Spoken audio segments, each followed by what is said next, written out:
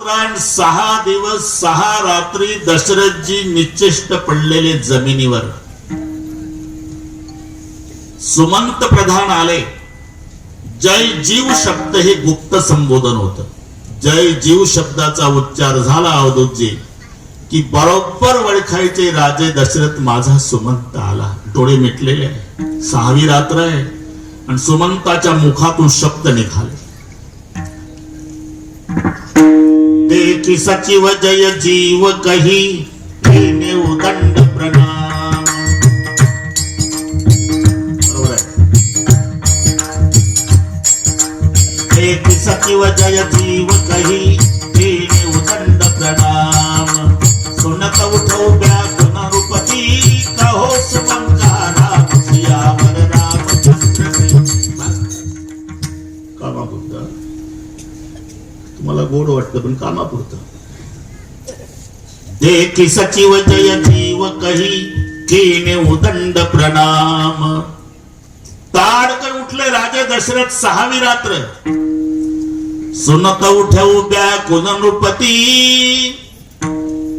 पहिला प्रश्न कहो सुमन का राम सियावर रामचंद्र की जय. मेरा राम कहाँ है? 14 साल के पहले कोई नहीं आएगा सरकार, कोई नहीं आएगा. परिणाम सांगतो. राम राम कही राम, राम राम कही राम. तनु परिहरी रघुवर विरह राहू गए सुरधाम. 6 वेळा राम म्हणून राजा दशरथानं प्राण सोडला. नाना माझा दृष्टांत संपला.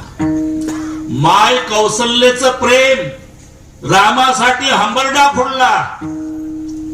बापाचं दशरथ राजाचं प्रेम त्यानं प्राण सोडला. घरी गेल्यावर डोकं चालवा विठ्ठला.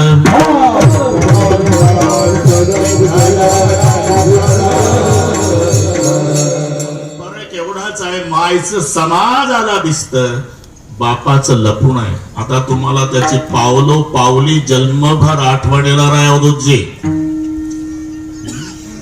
तुम्ही किती मोठं व्हा, सगळ्या साधू संतांचा वारकऱ्याचा महानुभाव पंथातील महात्म्यांचा तुम्हाला आशीर्वाद आहे. खूप मोठं व्हा. तुमच्या पाठीवून तालुकाभर शाबासकीची थाप पडू द्या,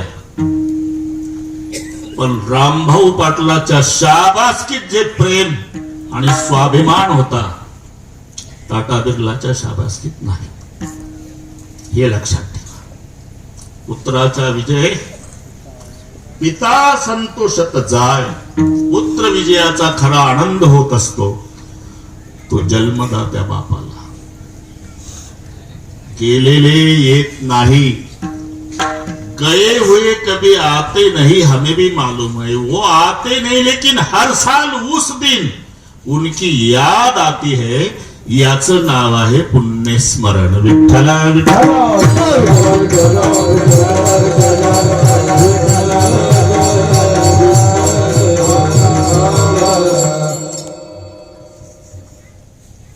मानव जन्म मिळाला अरे का तो कशासाठी? पुढचे सर्व जन्म संपवण्यासाठी. पुढचे सर्व जन्म संपवण्याची क्षमता मानव जन्मात आहे.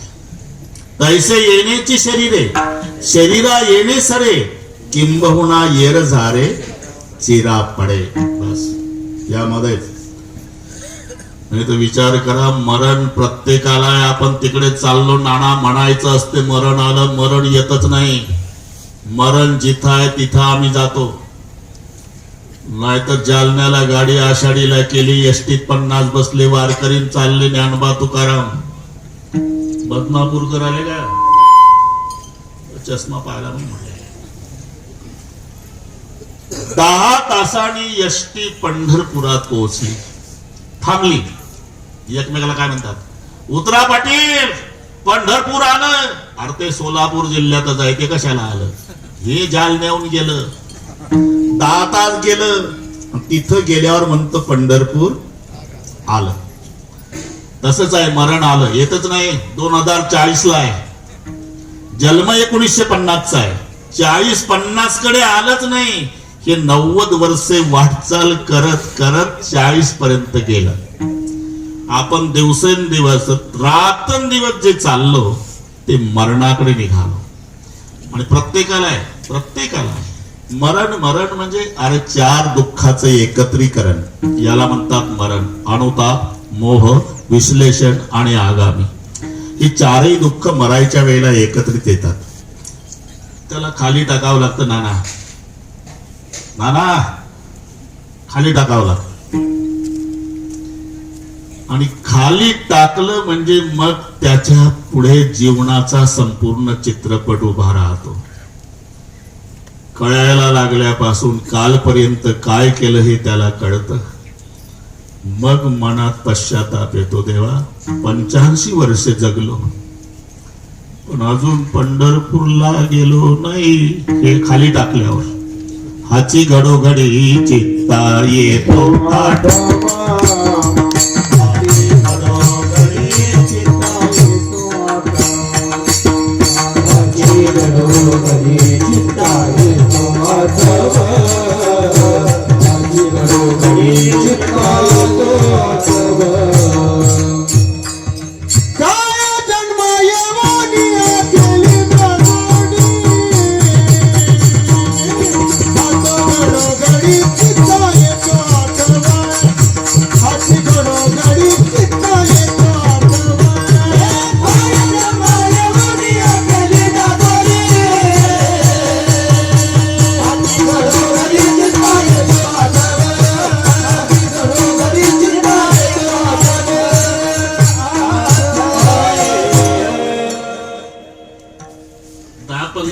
वाढले तर चालेल का?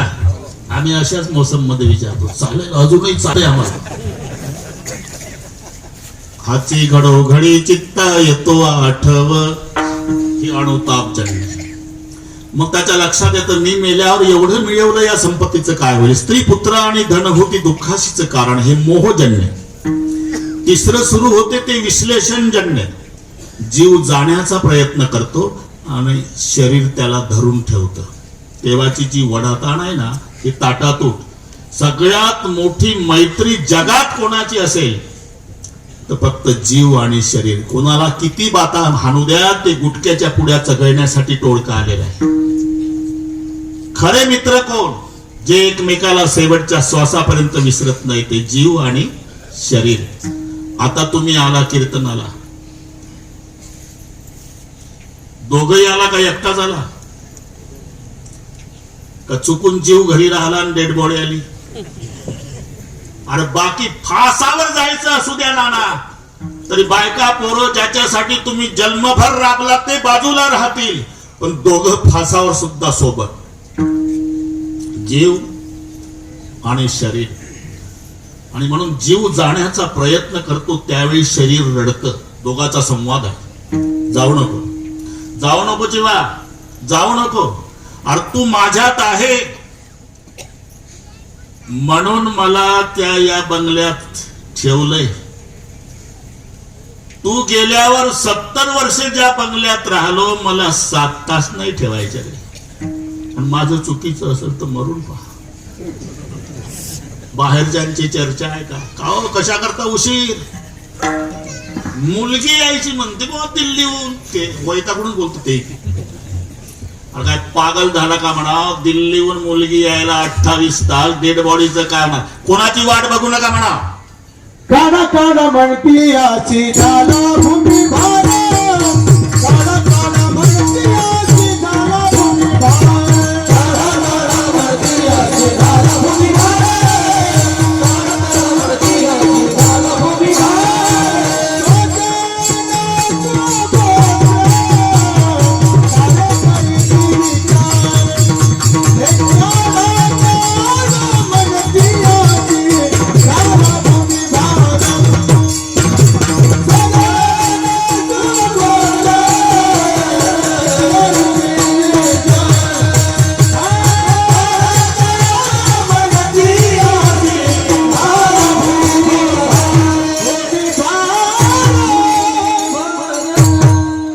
स्वजन सोगोत्र सारे करीती विचार. काळा काळा म्हणते यासी झाला भूमिभार जीव शरीराची प्रीत दोघे एक रूपी वर्तत घरीदारी सुख दुःखात पडदा नसे दोघाशी एवढे दोघाचे सख्यत्व चालत असता प्रेमप्रीत काळे येऊनी अकस्मात जीवाशी पाश घातला. मग जीव जाण्याचा प्रयत्न करतो शरीर धरू धरू ठेवतं ती जी वढाताण आहे त्याचं नाव आहे विश्लेषण. 4 दुःख मरायच्या वेळेच सांगतो मी. अनुताप, मोह, विश्लेषण आणि चौथा आगामी. आगामी म्हणजे आता 1.5 ते 2 मिनिटाचा कार्यक्रम राहिलेला असतो त्याची लक्षणं सांगतो मी. पाय गार पडलेले असतात बरं का नाना, जमलं तर पहा कोणाचे तरी. समजायचं 2-2.5 मिनिटाचा पाहुणा आहे. पाय गार पडलेले, छातीमध्ये उष्णता, कंठगत प्राण म्हणतात त्याला. इथे फक्त हालतंय थोडस, समजायचं 2 मिनिटाचा आहे. पापण्या हालायच्या थांबलेल्या असतात. सारखं वर पाहत. वर का पाहत? हे आगामी, त्याला यमदूत दिसतात. आगामी म्हणजे पुढे होणारे कार्यक्रम. मराठी कळते ना? हा. ते सारखं वर पाहत. यमदूत फक्त दोघाला दिसतात अवधूतचे, एक कीर्तन करायला नाही तर मृदंगाचार्य. आम्ही काय एवढे पापी आहे? दोघाला कोणाला? गावातल्या कुत्र्यांना. अशोक पाटील आणि ज्याच्या करता आले त्याला. ज्या दिवशी यमदूत येतात ना गावात कुत्रे भुंकत नाही, कारण कुत्र्याला यमदूत बघायची दृष्टी आहे. ते धर्मराजासोबत गेलं, यमपुरी पासून पुण्य संपल्यानं वापस आलं, पण यमदूत बघून आला नाना. म्हणून ज्या दिवशी यमदूत गावात येतात त्या दिवशी कुत्रे भुंकत नसतात बरं का शेठजी. ते भुंकण्याचा प्रयत्न करतात पण भीतीमुळे बोबडी वळते म्हणून वो. तुम्ही त्या दिवसाचा कार्यक्रम कुत्र्याचा. एखादा भित्रा माणूस संडास मध्ये गेला आणि झुरळ बघितलं झुझू करतं दार तोडून बाहेर येतं, तशी कुत्र्याची अवस्था. माझं खोटं असेल तर त्या दिवशी म्हाताऱ्या माणसांची चर्चा आहे का? एक 90चं म्हातारं 85च्या म्हाताऱ्याजवळ काठी टेकत, नाना काय तात्या कुत्री रडायला लागली गावात. हो ना. जास्त आजारी कोण आहे? म्हणजे हे दोघं सोडून. समजायचं यमदूत आलेले. म्हणजे याचा अर्थ आहे कुत्र्यांना दिसतात आणि ज्याच्या करता आले त्याला दिसतात. ते सारखं वर पाहत. आता वेळ घात 2-4 ओव्या सांगतो. 11 काळे कुट्ट निर्दयनिष्ठ निगरगट्ट ते आपणात बांधून घट्ट फरफरा ओढते बिकट मार्गी काटे कुटे ठाई ठाई खट्टे मोठे दंश सर्प विंचू कोटे ऊर्ध मार्गे ओढते हिंस्र पशु लचक तोडते क्रूर गिधाड भोचुनी खाते रक्त बंबायच्या दया कोणा येईना दूर राहिली नाती गोती राज्य वैभवती संपत्ती पडला यमदूता हाती असाय आणि एकटा. आणि मग तिथं उभं केल्या जातं यम धर्माच्या पुढे. चित्रगुप्त लिखाण कामावरचा काळाचं. मग चित्रगुप्त सांगतो हे अधिक मासात सुद्धा शुद्धीवर नव्हतं. मग प्रश्न विचारला जातो, कार्य केशवासी चुकले ते काय? केशवासी चुकले यमधर्म पुसे तया दोषी आसी. यमधर्म पुसे तया दोषी आसी. यमधर्म पुसे दोषी आसी. यमधर्म पुसे तया दोषी आसी.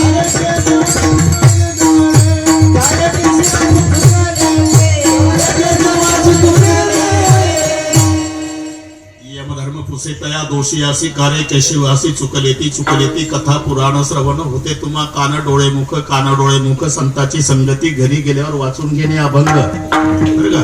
हो लावता. अरे ऑपरेशन मणक्याचं झालं, माझ्या काही आवाजाचं झालं का अशुक्रा? तुम्ही अजिबात शंका घेऊ नका. उचलून आणतात लोक. हे जर गेलं असतं तर मला उचलूनही आणलं नसतं, कायमच उचललं असतं.